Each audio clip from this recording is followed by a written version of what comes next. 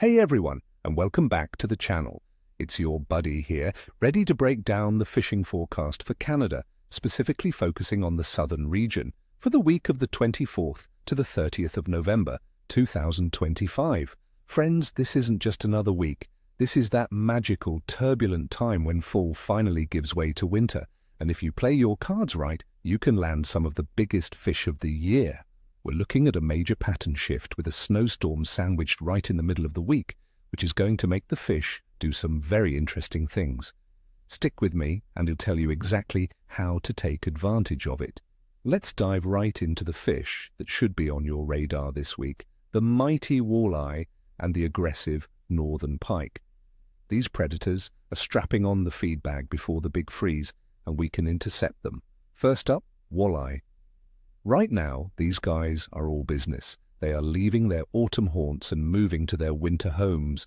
Forget the shallows. You need to be thinking deep. Look for them on the edges of deep structures, things like underwater reefs, steep shoals, and long underwater points that drop off sharply into the main lake basin. Why there?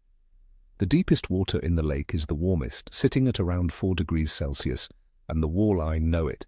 They'll hold on these edges, ready to slide down into that stable, comfortable water.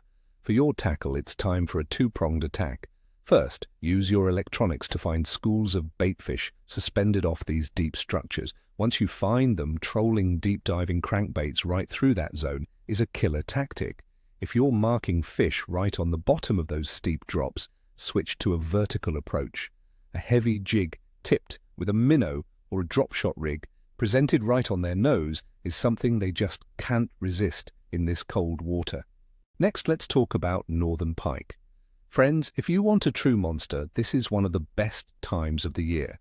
The biggest pike get incredibly aggressive right before the ice sets in. Like the walleye, they are relating to structure, but they're setting up ambushes. I call their spots bus stops, predictable places where they wait for a meal to swim by. You should be targeting feeding flats in the 10 to 20 foot range, but the absolute key is that these flats must be right next to deep water. A sharp drop-off is the secret ingredient. The pike will lie in wait just below the rim of that drop-off, watching for baitfish moving across the flat. For your presentation, this is the time for big, slow-moving baits, large swim baits, suspending jerkbaits, or even a large sucker minnow under a quick-strike rig will get the job done. The goal is to present a substantial, easy meal that a big pike can't refuse. Don't be afraid to fish a little shallower on the milder days, as they might push up onto the flat to actively hunt. Now let's break down the why behind these tactics by looking at the conditions for the week. The weather is going to be a roller coaster, and that's the main driver.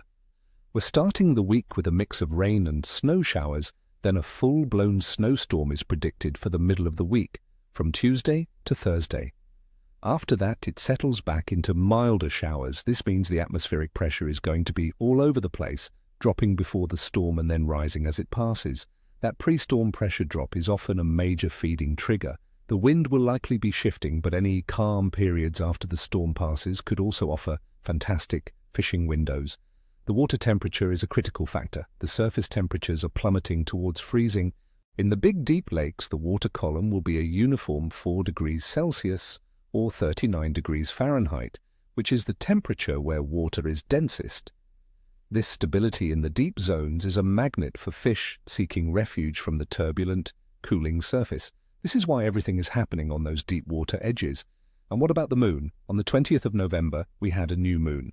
So for our entire forecast period, the moon will be in a waxing phase, starting as a crescent and growing to a first quarter moon by Friday, the 28th. Old fishing wisdom says that the days leading up to a new or full moon are best, but many anglers I know find this building moon phase, especially around the first quarter, offers very consistent, steady action. It's a good omen for the week. So with all that in mind, here is my day-by-day breakdown for you. Monday, the 24th of November. I'm calling this a good day of fishing. We'll see some mild temperatures with mixed rain and snow showers. The barometric pressure will likely be starting to fall ahead of the big storm. This is a classic prefrontal bite window. Fish should be actively feeding, so cover water on those deep structures to find them.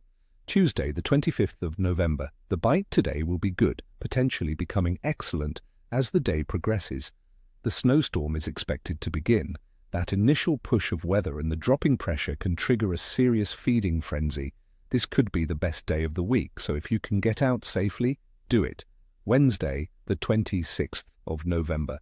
I'm rating today's bite as tricky. Well, be in the middle of that snowstorm. Heavy snow and high, unstable pressure can sometimes shut the bite down. The fish will be hunkered down. If you go, you'll need to present your baits very slowly and right on top of them. Think vertical jigging, not trolling. Thursday, the 27th of November. Today, the bite will be average. The snowstorm should be ending and conditions will start to stabilize. Post-frontal conditions with high pressure can make for a tough morning bite, but it should improve towards the evening as the pressure begins to settle. Friday, the 28th of November. The bite today will be good. We're back to milder weather with some showers, and it's the first quarter moon. The fish will have had a day to recover from the storm and will be looking to feed again on those stable, deep patterns. This should be a solid day on the water. Saturday, the 29th of November. I'm calling this a good to excellent bite. The weekend looks promising.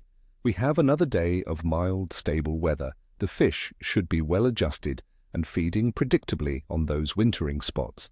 This is a prime day to put these patterns to the test. And finally, Sunday, the 30th of November. The bite will remain good. The stable, mild conditions continue. It's another great opportunity to get out there and connect with a late-season giant before the lakes start to freeze over for good. So there you have it, friends. It's a week of transition, but with big risks come big rewards. Get out there, be safe, and make the most of it.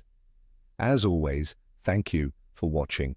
If you found this forecast helpful, do me a solid and hit that like button and subscribe to the channel so you don't miss the next one. And drop a comment below. Let me know your plans for the weekend or how you did on your last trip.